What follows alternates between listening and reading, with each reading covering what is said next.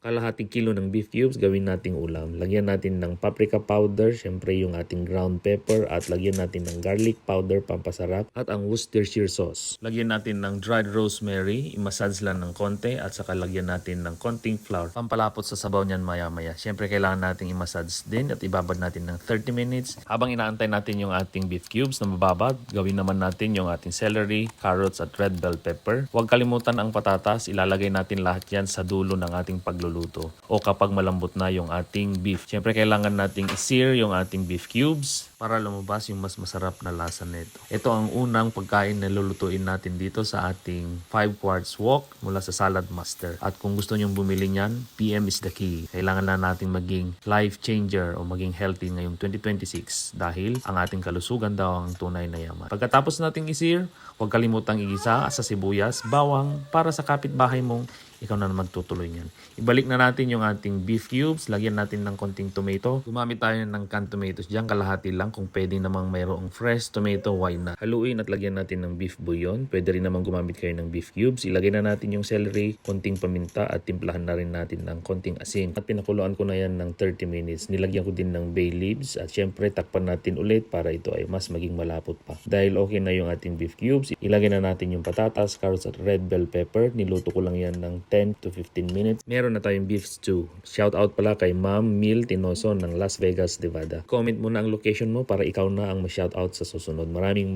salamat sa panonood. Ayan, kain na po tayo.